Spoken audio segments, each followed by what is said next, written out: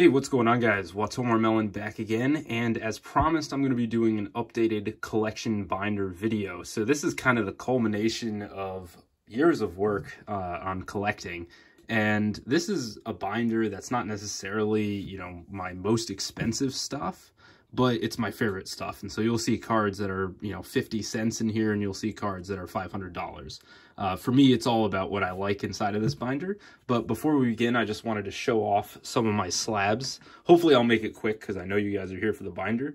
This is an Asian English Mobius the Frost Monarch. If you guys haven't seen Asian English cards, I mean, the foiling is incredible. Ultimate rares are always my favorite, and I guess ghost rares are also, in close competition, but Mobius is one of my favorite, if not my favorite monsters. And having this, it's not a slab, it's, just a raw card and a screw down, but it's a beautiful, beautiful copy, and I love the Asian English foiling. It just looks incredible. I forgot to mention, thanks for 1,000 subs. I've always been just doing this channel for fun, and it's going to stay that way. That's why I upload once a month. That's what's fun to me.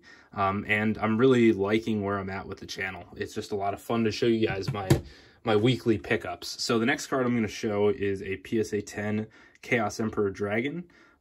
This is, probably tied with Mobius for my favorite card. This is the one out of Invasion of Chaos. Not too old of a pickup. I picked it up within the past year. And I really, really love the foiling. And Invasion of Chaos First Edition, that's the original printing, so I'm a huge fan of this card as well. Then, of course, I've already shown one Mobius, I have to show the next. This is Mobius the Frost Monarch First Edition Ultimate Rare out of Soul the Duelist. Incredible looking card in First Edition PSA 10. Really, really like this one. Foil pops quite nicely.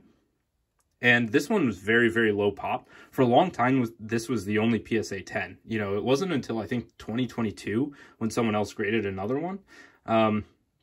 Maybe there are two more by now. I don't keep track of the pop report. I actually had some crazy offers on this thing. But for me, it's just, if I let this go, I'm probably not going to get another copy. And I'd rather just keep this one.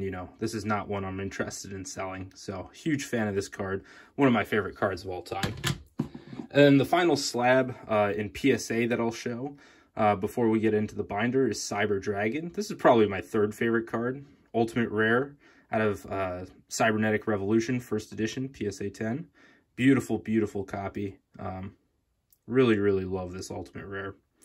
And, this is one of the most iconic cards from the GX era, so it's a staple for me. I'm a GX guy at heart. And then we'll just have a quick couple of SGC slabs.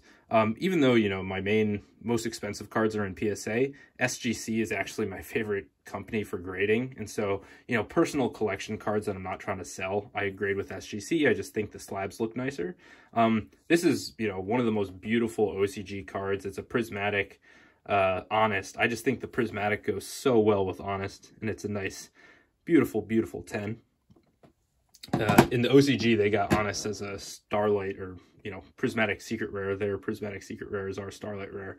And it looks incredible. This is the card that got me into Japanese collecting. It's a Cyber End Dragon, 20th anniversary. It's got the red text, which is very, very cool. I just remember during the pandemic, prices were crazy, crazy, crazy. And this one was actually not that expensive. It was like a $20 card. And I remember just seeing it and being like, how are people paying so much for other cards when this one's, $15, $20? And so I picked it up, and then I didn't look back. I've always loved Japanese cards. And, collecting this one got me down a long path. And then the final slab before we begin, we've got Tongue Twister, Gladiator's Assault Secret Rare. I just love, the double entendre. Or I guess this is not a double entendre. What is it, idiom? I don't know. I can't think, but this is First Edition Secret Rare. Graded it myself out of Gladiator's Impact. Or Gladiator's Assault, I can't speak. It's a little off-center top to bottom, so it's a 9.5, but it's, pristine condition-wise, and so I really, really love this one. Also, it has foil bleed, if I remember correctly. Yeah, you can see how the foil bleeds into the rest of the card. So it's a very cool copy. All right, getting into the main binder. First page It hasn't changed a whole lot since my last video, but you guys know that I'm a huge fan of Monarchs, and so we have all the Monarchs here. Everything in the binder and most of the improvements I've made since my last video are just condition improvements. Basically, I've made anything that wasn't near mint or better is now near mint or better. Most of the stuff here is near mint plus, and a lot of it is mint cracked out of, you know, PSA 9 slabs and the like. So you got to show off the, you know, my favorite Monarch. It's Mobius. This is the one that I played the most with as a kid. It was just such a strong effect. You can pop 2 spell and traps just for a tribute summon, and it has some pretty nice beef to it, especially back in the day. This was a staple for so many years, and if you played, you know, this was released in 2004. If you played from like 2004 to 2008, you probably had this in your deck or side deck at some point in time. It's just such an iconic card. So that's one of my favorite. Probably my least favorite is Grandmarg. I mean, it's not very useful as a Monarch. Ryza is another very, very cool one. I really love the foiling on Ryza, and super, super powerful. This one came out in Force of the Breaker, I believe. And so it's not as iconic, I don't think, as some of the other Monarchs, but it's still a lot of fun to have, and I love the foiling on it. Very, very cool. Caius is, you know, this thing's crazy expensive nowadays because people play Edison format, but back when I was picking these things up, they were like 50 bucks. I actually got this from Casual Yugi Stuff. You know, he's a pretty large Yu-Gi-Oh YouTuber. And he pulled this pack fresh. It's a Euro print, beautiful, beautiful copy. I originally sent it to PSA at a like higher service level, thinking it was a surefire 10. I mean, it's, you know, you can see it, it's well centered, and there's, you know, it's pack fresh, nothing wrong with it, no bent corners, nothing. And it got an 8, and I don't know why. You know, I cracked it out, still looked great, pack fresh card. I just decided at that point, originally I was trying to get all the Monarchs in 10, and I had a lot of them. I had Zaborg, Mobius, Grandmarg, and this pack fresh Caius, but I just decided from then on, not worth my time trying to grade these cards, and I'm mostly done with grading cards. I also had a Karaz up here. This is another cool ultimate rare. I've sold off a lot of them now because I'm just not going to get all of them, and I don't mind. You know, that's how it goes sometimes. So I showed off the PSA 10 Ultimate Rare Cyber Dragon. We now have, you know, 3 raw copies. All of these, I think, were cracked out of PSA 8 or PSA 9 slabs. Then we've got the Ultimate Rare Chaos Emperor Dragon. I have this in PSA 10 as well. I mean, it just pops so nicely. And Chaos Emperor, as I said, is one of my favorite cards, so I'm a huge, huge fan of this thing. Foiling looks nice, and so I have 3 of them. And then, can't forget the Invasion of Chaos First Edition. Have 3 of these as well. This one looks great as well. It's always hard to choose between the Ultimate Rare and the Secret Rare original print, but for me, I didn't have to choose, so I have both. That's just how I roll. Next up, we're going to go with Ghost Rares. Some of these Ghost Rares are, you know, not super expensive. Like, for example, Mobius, the Mega Monarch. It's kind of crazy that this thing got a Ghost Rare. I don't think it was ever playable, but I'm happy it did, because as you guys know, I love Mobius, and it has a very, very nice pop to it. It's got that 3D effect.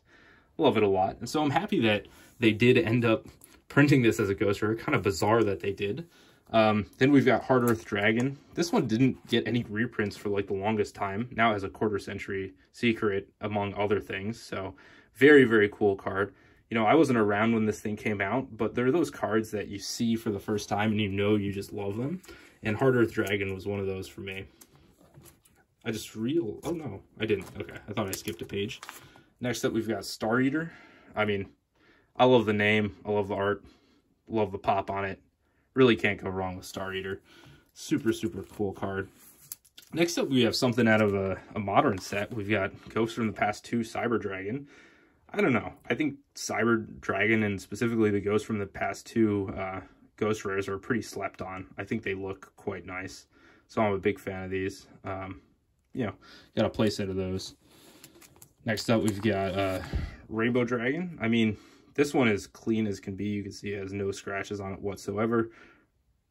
Pretty good centering. I think this would grade a 10, but, you know, it is what it is. I'm not trying to grade these things at this point in time. Beautiful, beautiful foiling on this card. I mean, look at this thing. It just, such an incredible card. Huge fan of Rainbow Dragon. First Ghost Rare ever in the TCG. And so I'm happy to own it. Have a playset of those.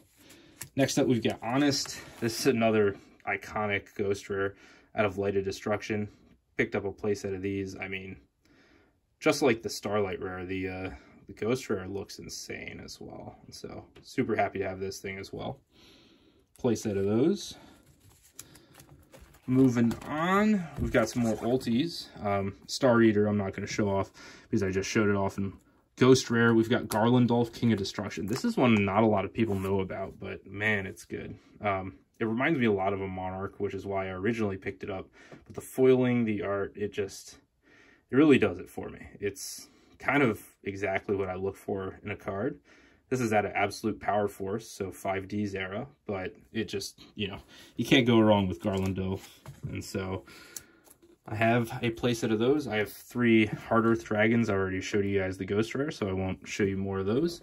We've got Cyberjar up top, Ultimate Rare. This is out of Duelist Pack Kaiba, just like the Chaos Emperor.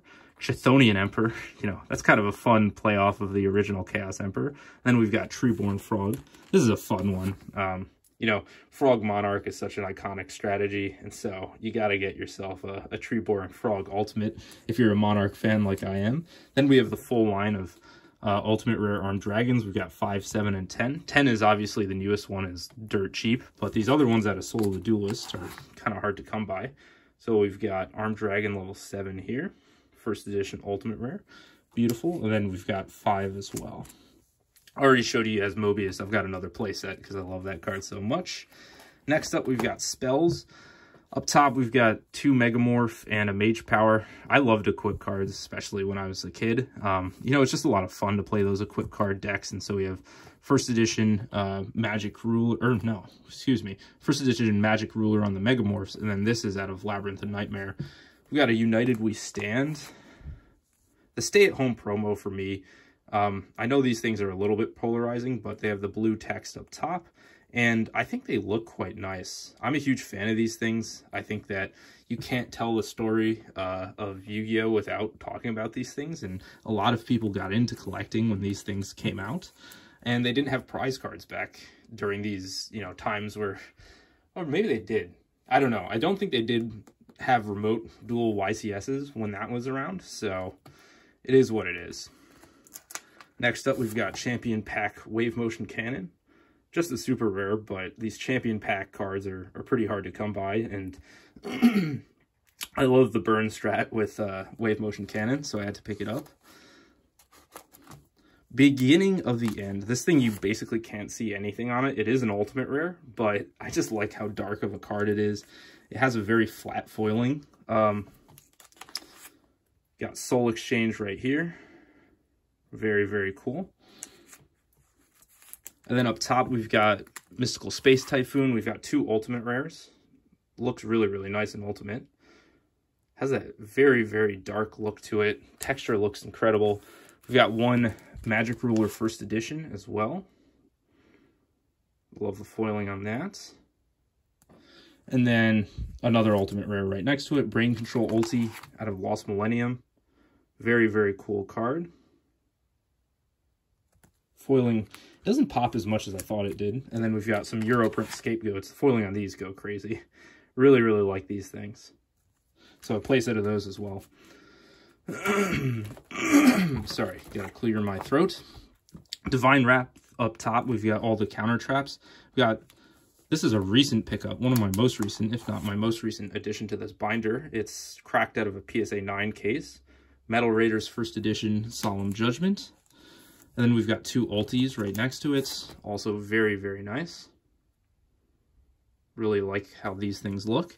Then we've got Pulling the Rug, which is the classic counter to Monarchs. Have all this Monarch stuff. Should have a Pulling the Rug as well. And then we've got Crush Card Ultimate, playset of that. One of the few cards I'd consider adding to this, well, I'd definitely add it if I had it, and it's probably one of the few chases left for me, is the Shonen Jump Championship Crush Card prize card. Now, I'm not going to pick it up in like a mint condition. I don't have money for that. But if I saw one in like PSA 5 condition, I'd be willing to spend quite a bit on it. Magic Cylinder out of Labyrinth and Nightmare. This is probably my favorite trap of all time. Magic Cylinder is just, so much fun. It's the classic playground Yu-Gi-Oh card. We've got 2 ulti Ring of Destructions, and then 1 out of Pharaonic Guardian, first edition, secret rare. That one looks really, really nice. Then we're getting to the end of it. This is the last page. We've got, these are kind of funny, you know, Lost Millennium Special Edition. What are these? This is the version of Chaos Emperor I had as a kid. Likewise, this is the version of Cyber Dragon I had as a kid. This is not the version of Mobius I had as a kid. I had this version, but I also had the Ultimate Rare Unlimited. So I'm a big fan of all 3 of these cards. Had to put them in. We've got Lich Lord, King of the Underworld.